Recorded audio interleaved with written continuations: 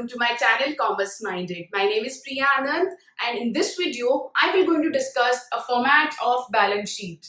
अब हम इस वीडियो में आपको मैं एक फॉर्मेट बताने वाली हूँ बैलेंस शीट का. So let's start. Okay, balance sheet. सबसे पहली बात तो ये अकाउंट नहीं है, ये एक लेजर अकाउंट, जो भी हम लेजर अकाउंट्स बनाते थे, कैपिटल अकाउंट बनाते थे, फर्नीचर अकाउंट, वो नहीं है.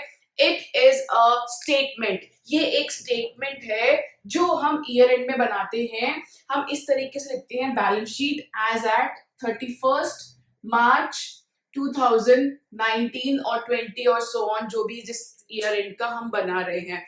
इस बैलेंस शीट से हमें अपनी कंपनी की एक्चुअल फाइनेंशियल पोजीशन पता चलती है. एंड मैंने फिर से मैं बोल रही हूँ, इट इज अ स्टेटमेंट. इसको एक स्टेटमेंट कहा जाता है. ये एक अकाउंट नहीं है जिसमें हम एक्सपेंसेस जो है डेबिट साइड लिखते हैं और इनकम्स क्रेडिट साइड. टू और बाय का कॉन्सेप्ट हमारी बैलेंस शीट में नहीं है. इट्स अ बैलेंस शीट जहां पे हम लेजर अकाउंट जो क्लोज नहीं हो रहे हैं P&L अकाउंट में जाकर, उन सारे बैलेंसेस को हम लिखते हैं. ये तो रही एक बुक की लैंग्वेज, एक बुक की स्टेटमेंट है. जो भी बैलेंसेस हमारे P&L अकाउंट में, जो भी ट्रांजैक्शन हमारे P&L अकाउंट में जाके क्लोज नहीं हो रहा, उसको हम बैलेंस शीट में लाकर लिख देते हैं. तो इस स्टेटमेंट का क्या मतलब है? फॉर एग्जाम्पल, मैंने एक बिल्स पेबल नाम की एक चीज होती है. बिल्स पेबल क्या होता है? जो हमें पे करना है एक्चुअली में, जो भी हमने गुड्स खरीदे हैं वो हमें पे करना है एक पीरियड के बाद. तो ये हमारे लिए एक लायबिलिटी है, राइट? तो हम बिल्स पेबल को हम कभी भी P&L अकाउंट में नहीं डालते. Why? Because in P&L account we only add expenses and incomes. और बिल्स पेबल ना तो हमारा एक्सपेंस है, ओके, हमारा खर्चा तो है, बट वो हम आने वाले टाइम पे हमने पे करना है. वो हमारे लिए एक लायबिलिटी है जो हम किसी बंदे को, मिस्टर ए या क्रेडिटर को, जो हमने पे करनी है. तो ये सारी चीजें जो लायबिलिटीज होती हैं या कोई एसेट होता है, लेट्स से बिल्स रिसीवेबल, हमारे अकाउंट में कैश है, मेरे पास कैश मेरा बैंक में पड़ा है, कोई एसेट है, फर्नीचर है, मेरी मशीनरी है, लैंड है, ये सब मेरे एक एसेट है.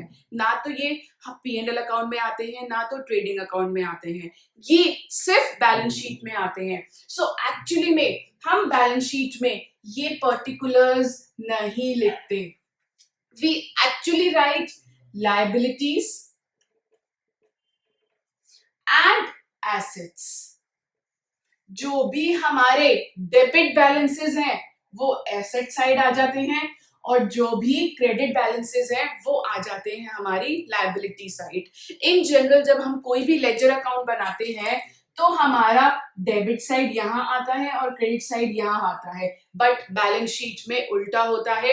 All debit balances are put on the asset side and credit balances are put on liability side of a balance sheet. तो ये लायबिलिटी साइड है और ये करंट, ये एसेट साइड है.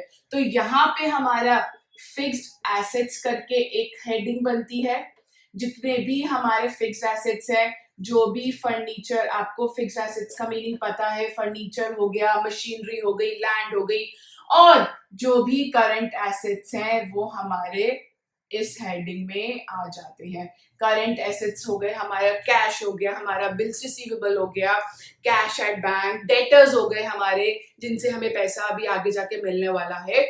ये सब चीजें हमारे करंट एसेट्स में आ जाते हैं. एंड हियर, यहाँ पे सबसे पहले एक कैपिटल कंपनी के लिए एक लायबिलिटी है, यस और नो? और इसमें हम हमेशा नेट प्रॉफिट ऐड करते हैं. जो भी हमारा नेट प्रॉफिट हमारा P&L अकाउंट में आया होता है तो नेट प्रॉफिट ऐड करेंगे. अगर नेट लॉस आया है तो माइनस करेंगे. तो ये हमारी कैपिटल है. और एक और हेडिंग होती है हमारी करंट लायबिलिटी. करंट लायबिलिटीज, इसमें हमारी आ जाती है बिल्स पेबल, जो भी हमारे क्रेडिटर्स है जिनको हमने पैसा देना है, वो सब चीजें आ जाती हैं. बट हम यहाँ पे वो एक्सपेंसेस, वो इनकम्स, वो रिसीट्स नहीं लिखते जो ट्रेडिंग एंड P&L अकाउंट में जाके क्लोज हो जाते हैं. So in short, balance sheet is basically a statement which defines the financial position of a company. किस तरीके से पता चलती है? हम अपनी बैलेंस शीट में हमें पता चलता है कि हमारे पास एक्चुअली में कितने एसेट्स हैं, और हम यहाँ पे हर साल जितनी भी बैलेंस शीट बना रहे हैं हम हमेशा डेप्रिसिएशन इंक्लूड करके वैल्यूज लिखते हैं। डेप्रिसिएशन माइनस हो चुका होता है तो हमें एक्चुअल वैल्यू, बुक वैल्यू हमें अपने एसेट्स की पता चलती है बैलेंस शीट से। कैपिटल, जिसमें कैपिटल भी है और उसमें हम नेट प्रॉफिट ऐड करते हैं, एंड यहाँ पे जितनी भी ड्राइंग्स होती हैं जो भी पर्सनल यूज के लिए निकली होती है उसकी वैल्यू भी हम डिडक्ट करते हैं अपने कैपिटल में से।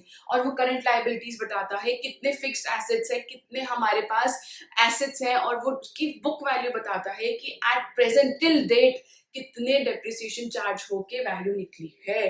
तो basically it defines the whole financial position of a company. किसी की भी बैलेंस शीट उठा के देख लो, हमें उस कंपनी की फाइनेंशियल पोजीशन पता चल जाएगी थ्रू कैपिटल, कितने फिक्स्ड एसेट्स है, कितनी करंट लायबिलिटीज है और कितने करंट एसेट्स हैं at present till date as on 31st March 2019। Clear है?